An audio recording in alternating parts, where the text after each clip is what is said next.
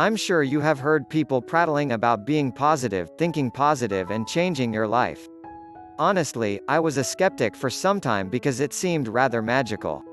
I mean, how is it that just thinking about something makes it a reality? Experience seems to show otherwise, but soon I realized that my skepticism was misdirected. The idea that your thoughts can change your life is true, but the way it is marketed and advertised isn't always so. Numerous books have been written on this very theme. The number of talks, sessions, seminars and studies conducted are innumerable. All this ultimately boils down to one simple principle: your thoughts can change you. Many of us may feel that we are not good enough, or that we cannot do something hard, or that we are not beautiful or smart or successful, and we get bogged down. We are led to believe that we don't have it in us, that we aren't cut out. Such thoughts, in fact, cripple us. They lead us to develop negative ideas about ourselves. Already, if you are perceptive, you can see that ideas have shaped the way you think, what you believe about yourself and others, and how you behave. The idea that you cannot do something prevents you from trying to do it in the future because it tells you that in the past you have failed and therefore you will fail again. The idea that you are not beautiful has created in your mind a negative image of yourself so that you are unable to accept yourself. The truth of the matter is that most things that we think are permanent are not. There are few things in life that cannot be changed, and your ideas are not among them. There is a famous test that reveals one's outlook to life. A glass is filled with water to the halfway point. Is the glass half full or half empty? Your answer reveals the kind of person you are. Those who choose the first option are the optimists, while those who choose the latter are pessimists. The glass with water is a reality that can be changed, but the crucial element is our perception of it. We are prone to catch the attitude that is more dominant in our environment. If the atmosphere around us is negative, we will end up becoming irritable, tense, pessimistic, sarcastic and so on, while on the other hand, if our environment is positive, then we will be likely to be cheerful, optimistic, motivated, encouraging, helpful and so on. You see, attitude is a big deal. Where does this attitude come from? It stems from each of ourselves. What our mind thinks is expressed in the form actions. What happens at the level of the mind is attitude, and what is seen in action is behavior. We can discover our attitudes by paying attention to our behavior. This is what certain branches of psychology aim to do.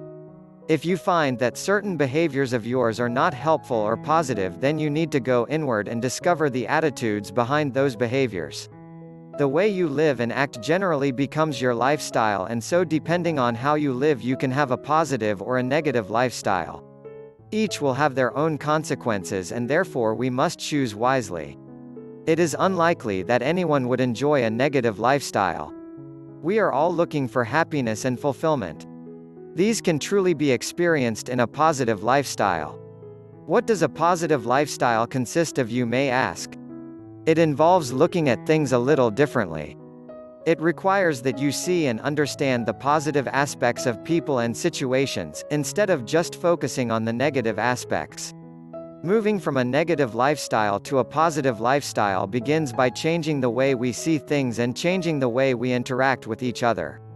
In daily conversation, you may find yourself using negative words or phrases like "not bad," "I don't know," "I can't," etc. We use such words unconsciously and are often oblivious to the underlying meanings they convey.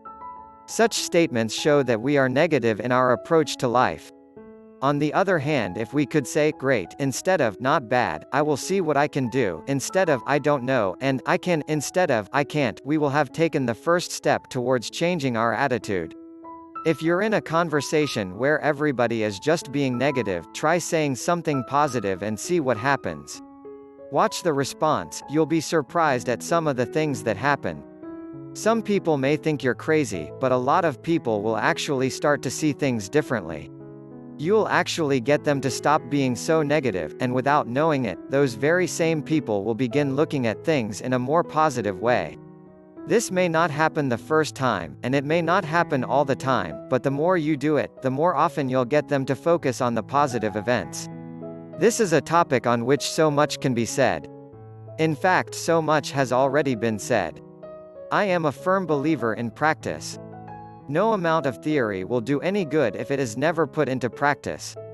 You cannot become a positive person by reading a book or an article or listening to a talk or attending a seminar. Becoming a positive person requires that we first make the mental shift.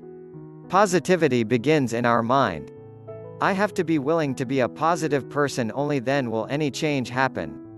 A positive outlook will help you get over a lot of things, personally and socially. The benefits of a positive lifestyle are numerous. I could list them out for you, but that goes against my belief. I would rather prefer that you experience them for yourself, and then maybe you could tell me.